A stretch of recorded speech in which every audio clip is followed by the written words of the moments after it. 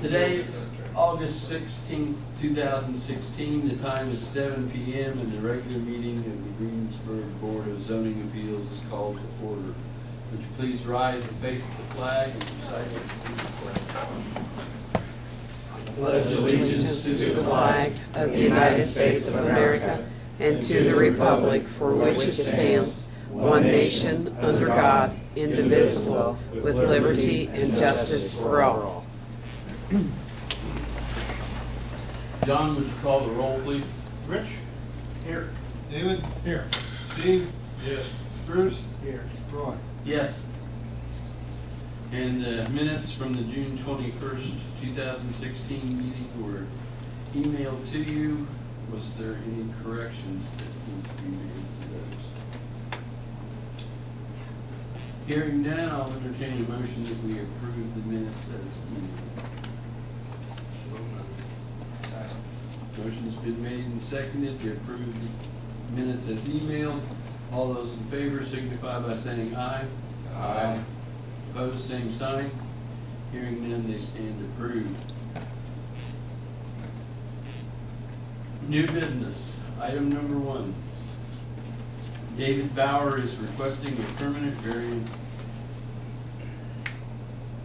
at 720 East Montgomer Rd, Greensburg, Indiana, as allowed by the City of Greensburg Code of Ordinances, Section 155.242B2. The permanent variance involves the addition of 930 square feet to an existing accessory building which has an area of 1,350 square feet, resulting in a total area of 2,280 square feet, which is in excess of the maximum area of 600 square feet permitted by City of Greensburg Zoning Ordinance Section 155.016A1 and 155.020C. Ron.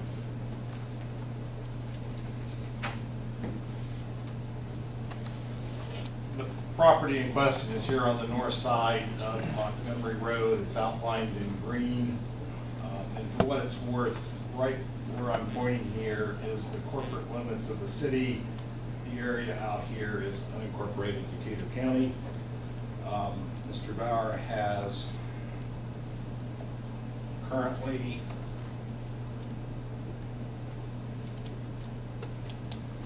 two accessory buildings on his property, one right in here and the second one up in this area. He is petitioning you tonight to enlarge to the north end in this area right in here, the additional 930 square feet. It's believed our ordinance limits the number of accessory buildings in our, this is an R1 district, and it limits the number to 1, but it's believed that those two buildings and the size of those two buildings are legally non-conforming in that I think they predated the annexation. So before you tonight is will you permit an extension of the non-conforming use by increasing the area?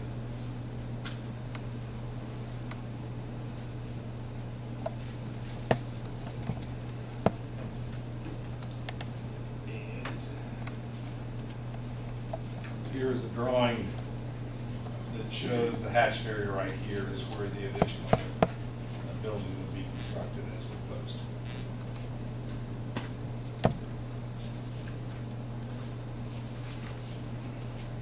Mr. Bauer? Yes. Would you like to tell us what you have planned for that area? Sure. Would you come forward and state your name for the record? Sure. David Bauer. Speak into the mic, David, okay. if you would, please. Which makes our notes a lot easier. Okay. My name is David Bauer, and I would like to not only the plan is to actually I put new gutters and actually modernize that building. It was built in 1980. That is contiguous to the plan, and basically it's going to be to put an RV in. So there'll be no windows in it. I want it to be a secure building. So concrete floor. Fully steel, not even pulp, I mean fully stainless steel inside. It'll be wired. It'll have electric opener on the door, so. 14-foot high. Bernie, or excuse me, Dennis, we're gonna have to, is it about 12.5-foot door, I think we'll have on that, believe? Yeah, the original building is 10 foot and his ground slopes off, so it's gonna make it. Could you state your name just for the record? My name is Dennis Haggerty, and I'm working with Dave on this project here.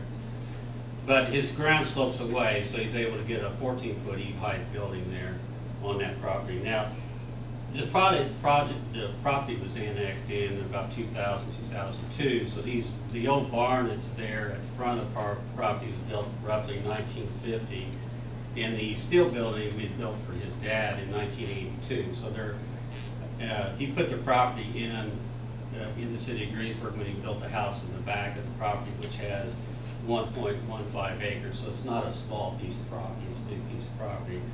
And like he said, all the property to the east is county property, so his is the last piece at this point in time that belongs to the city itself. So. And I also own that piece that's contiguous, that's in the county.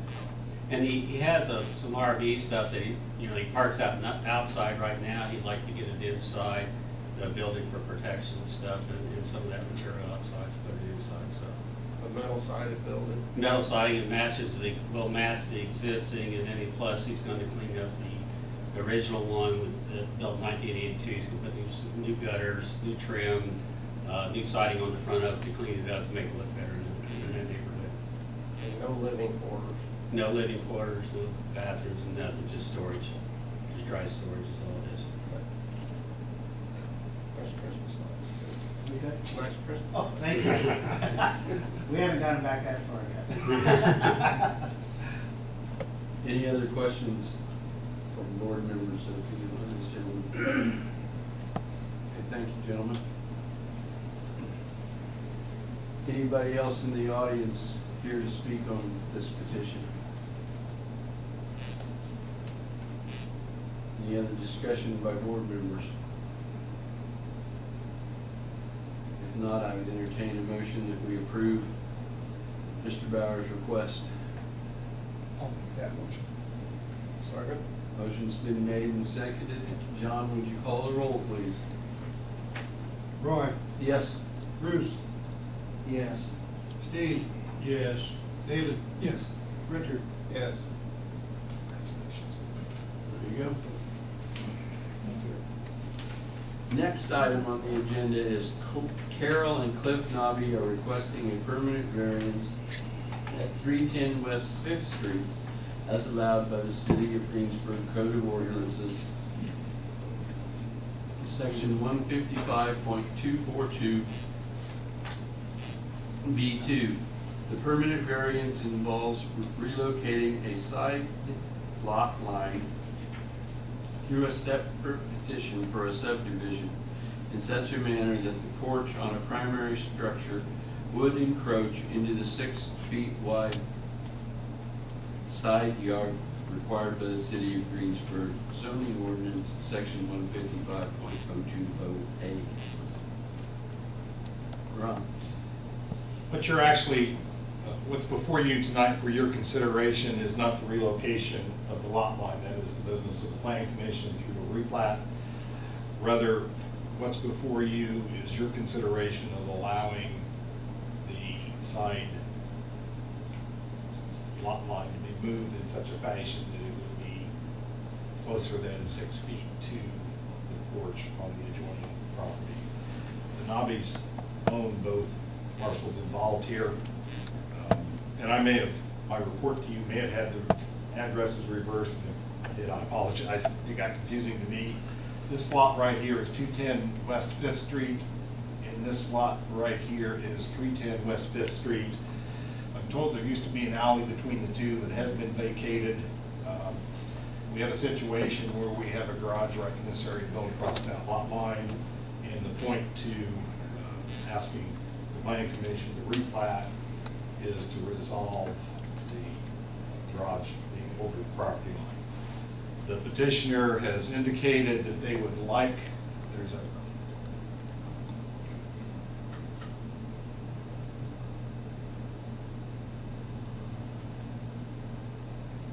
there's a porch right in here, and that porch is actually a patio with a roof over it, but because of the roof structure, we have deemed it to be structure.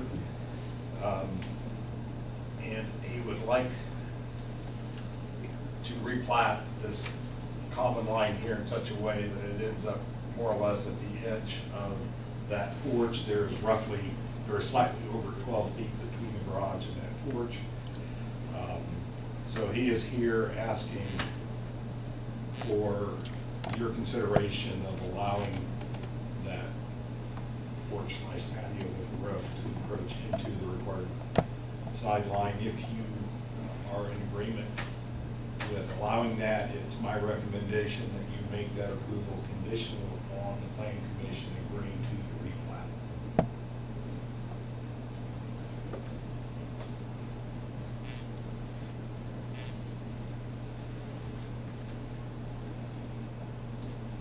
Hey, Ron, I got a question.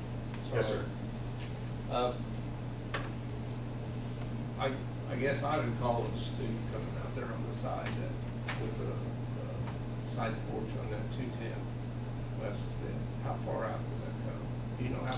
I believe the patio, the roof, whatever you want to call it, is about 10 feet. Okay. So if you put the property line right there, there would be 4 foot of that not in the side yard, but because our side yard requirement for a primary structure in an R2 district is 6 foot. So in the future, there would be approximately, supposing that they don't own this property at some point in the future and there were 2 separate owners involved, there's gonna be what, 2 feet then of property when you,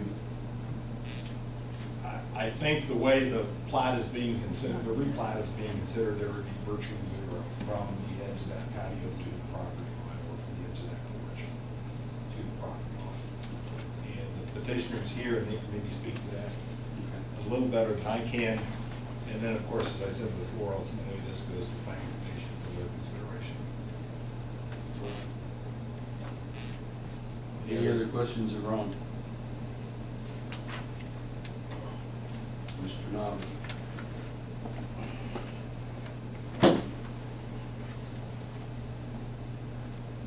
My name is Cliff Nobbe, and I own both of these properties. Actually, I own 310, and when 210 come up on the market, I bought it with the intention to build a garage. At that time, there was a street called Home Street through there. The city gave 20 foot to 310, they gave 20 foot to 210.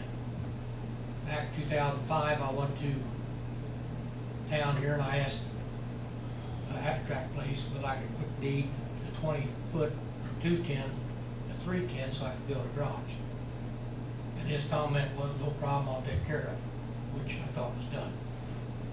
Come to find out about 4 months ago that it wasn't done. The city gave me a permit to build a garage, which sits right on the property line. So now I'm trying to clean this up. Between those 2 houses, there's 12 foot between that patio we're talking about and the house I live on 310. I use that 12 foot as a driveway to get the back of my lot where I keep a trailer storage shed. Ron said I had several options. One was take the roof off the patio and I wouldn't have to get a variance. But any of you had a patio with a roof on it, it is very convenient for a family to put their children's bicycles, have a cooking grill sitting there when it looks like rain. And from the patio to my garage, like I said, there's 12 foot. So it don't bother me at all to leave that roof on that patio.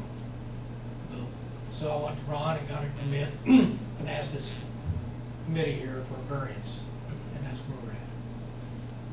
Okay, thank you. Any questions for Mr. Nobbe by any board members? When did you buy 210? I guess right around 2005. Right. Is that I pretty think it was close? 2004. 2004. I think, I'm not positive. I looked on Do the you know? Beacon report. It was surveyed till 2006. Like I said, I thought this was all taken care of back in, but shame on me for not following up. Are you, You know, I hate to put it that close to that patio, because you won't own that house forever. That's correct. And when we start putting somebody else in there, then we're gonna have a hardship there. I mean, we've got room to go in the middle. Maybe in the back of a patio. But then I don't have my Maybe driveway. in the back of that. My understanding is if I take the roof off of it, I don't need a variance. If I take the roof off the patio. That's right, so. But, the only reason I asked for the variance is because the family lives there, or whoever lives there, it's an ideal place for bicycles, whatever. And Yeah, since there is a driveway through there, there's plenty of room between the patio roof and the garage next door, 12 feet. 12 feet.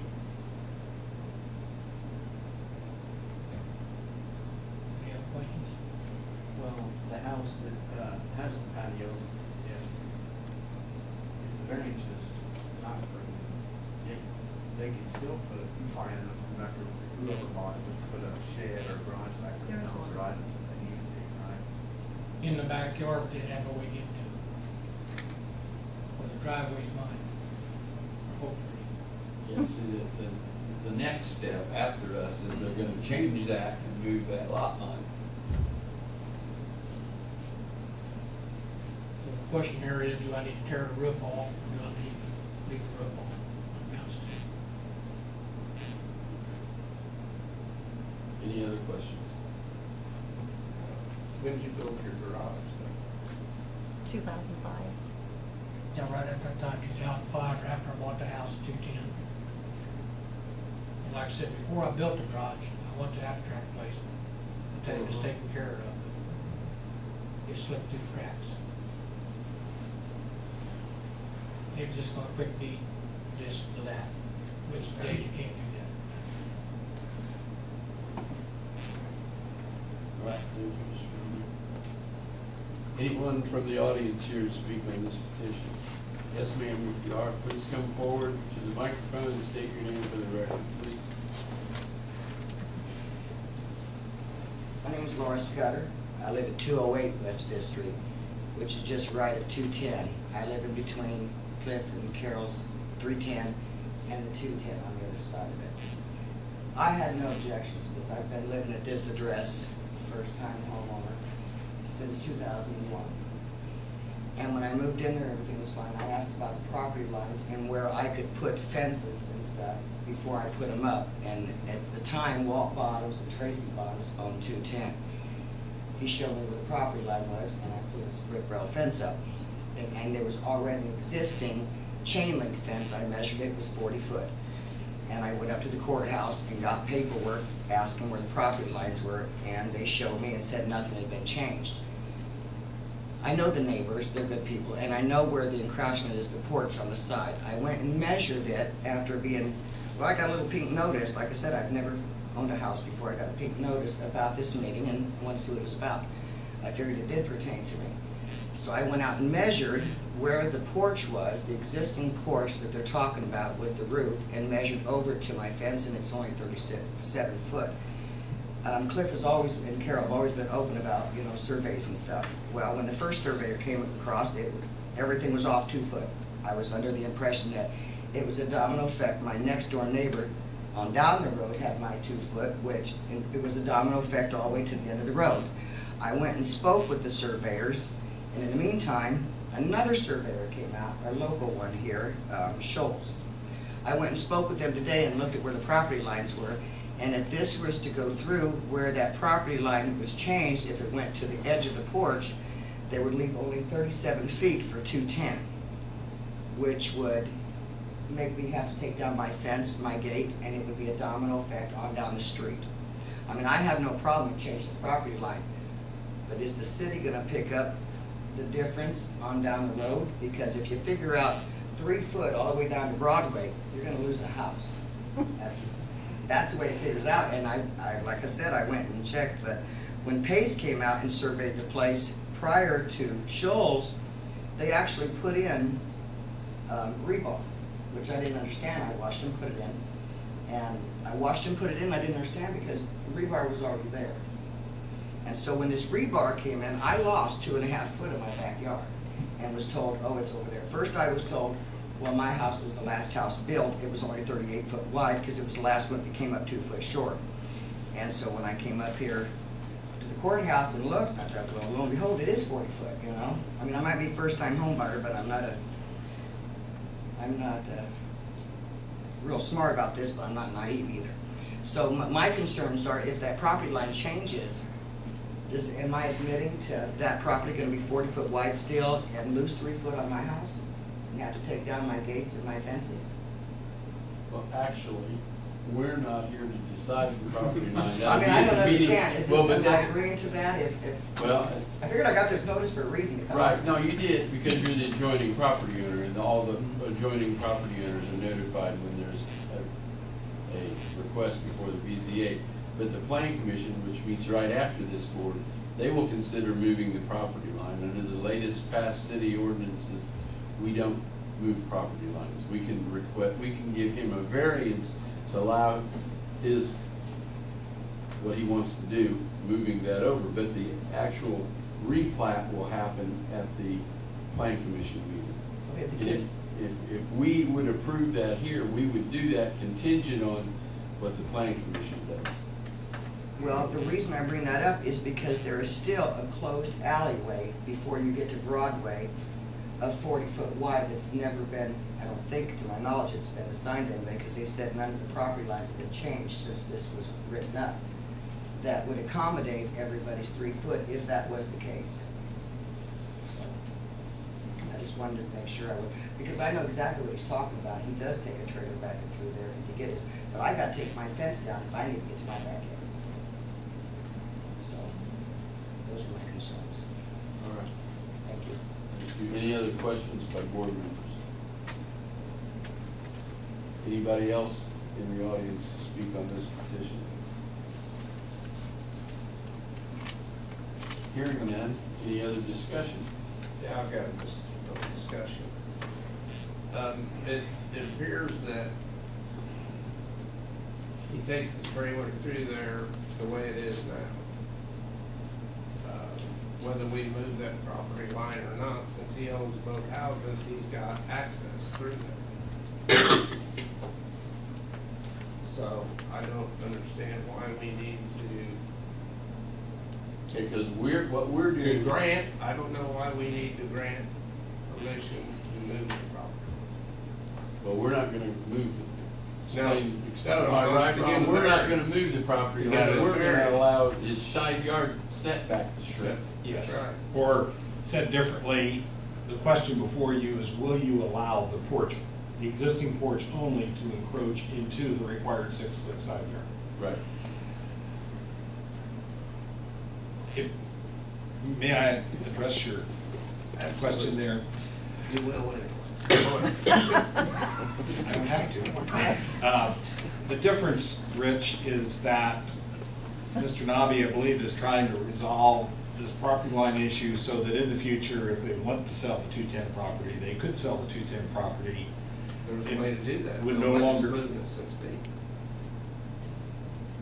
Yes, Move it in the middle. that is a way to do it. And then we don't need variance. But he wouldn't, maybe wouldn't have the ability to drive on his property to get to the rear After he sold it. after he sold the other one. Yeah, that's what's different if he sells that property. I wanted to clarify something Roy said that was absolutely correct. It is a matter that will come before the planning commission, but it is not on their agenda for tonight, so. Okay, I'm sorry, I didn't. Yeah, so it won't be considered tonight, it will be considered at some future date.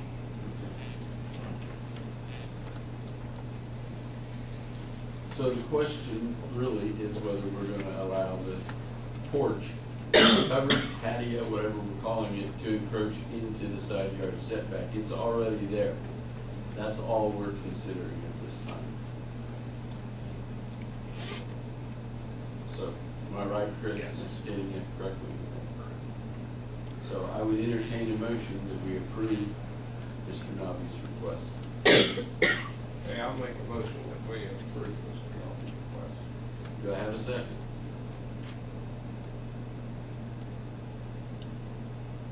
I'll second. Motion's been made and seconded to approve Mr. Nobbe's request. John, would you call the roll, please? Rich, No. David? No. Dean? No. Bruce? No. Roy? No.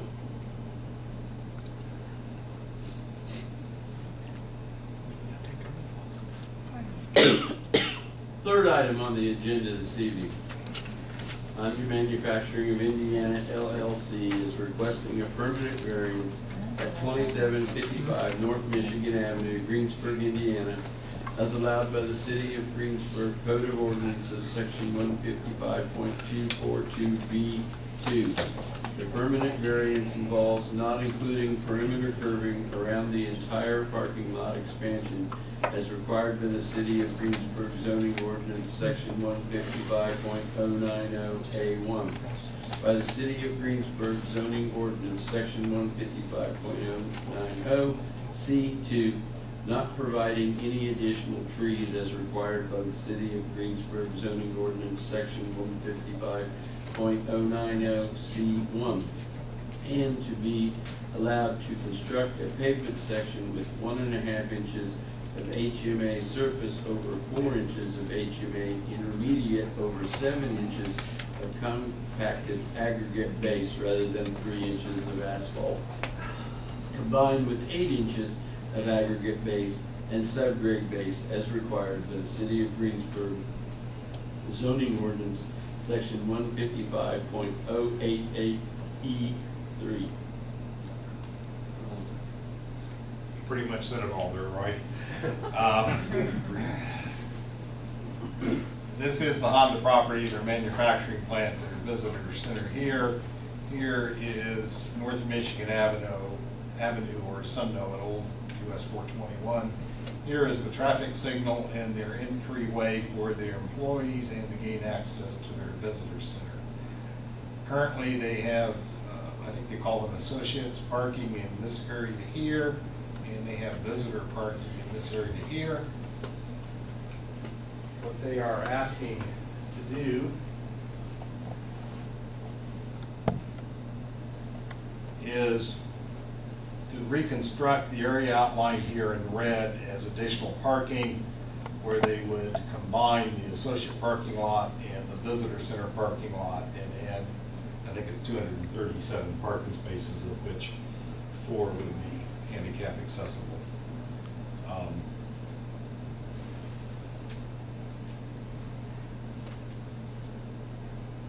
In general, you cannot see this parking lot from any public street. It sits generally behind the plant itself relative to North Michigan Avenue, and with their rail yard over here and some berming and landscaping they have over here, you really can't see it from Van Daly Road as well. Our ordinance does require curbing around all parking areas and access drives. And Kevin, at some point, I'm going to get off course here and you can straighten this out maybe a little bit, but they're proposing somewhere, I think, in this general area not to include curbing. I think there's existing curbing up through here. So that one little area they're proposing or requesting to not include curbing. Our ordinance requires that for parking areas, 10% of the parking area be landscaped, of which half of that 10%, or 5%, is to be internally within the parking area. They're asking for relief from that. And our ordinance also requires that, I think it's 1 tree for every 10 parking spaces once you're over, I think, 20 parking spaces. They're asking for relief from that. And then the final thing, our ordinance says 3 inches of asphalt over 8 inches of compacted aggregate or crushed stone. They're proposing to put in 5.5 inches of asphalt over 7 inches of stone. And structurally, that's a better pavement section than what our ordinance requires, but I put it in here because it is a variance from our ordinance.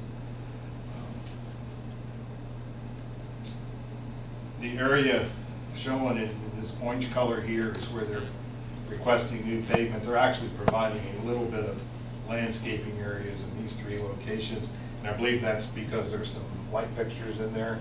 It's electrical boxes and Okay. communication boxes.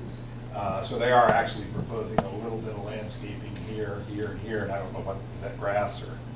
Yeah. Yeah, and then a little bit of grass area up in here, and maybe just a very little bit right here. Again, this is all pretty much internal to Honda. It's not something that the public in general would ever see. So, Is there someone here from the to speak on behalf of this? If they'd come forward and state their name for the record, please. Good evening, my name is Kevin Conwell. I'm with Milestone Contractors, and we're the contractor doing the work for Honda. Ron pretty well said it all. The gold area here that is part of the associate / welcome center lot, that area does not have a curb around it right now. And we're going to be paving most of that area, and the area to the left there that still is going to remain grass, that's the area we're asking for no curbing. There will be curbing around the perimeter of the green area there at the top and around the 3 green areas in the island there. And to address the additional trees, one for every 10 trees, or one tree for every 10 spaces, we're adding approximately 285 spaces. And so that would equate to about 28 trees. Well, there's right now approximately 1,900 parking stalls on the property, and they have approximately 1,700 trees on the property. So they well exceed any requirements. And then the other was the pavement section, we talked about that.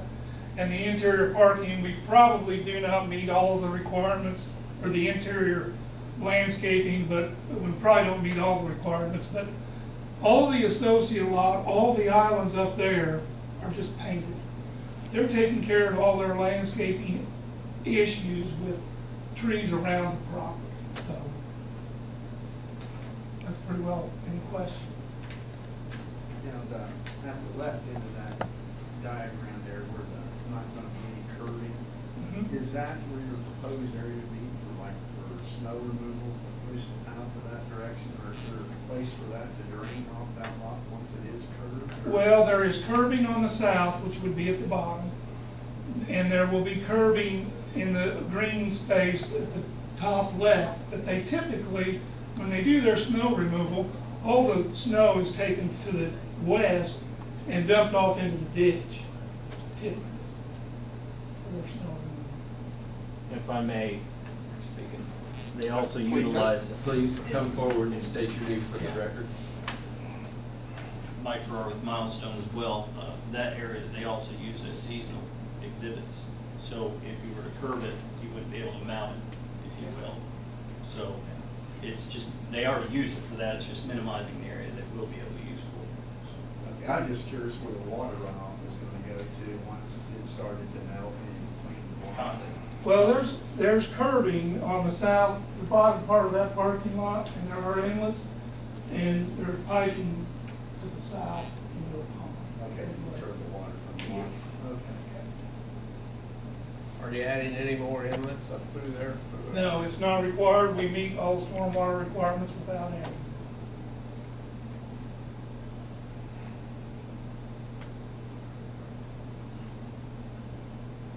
Any other questions?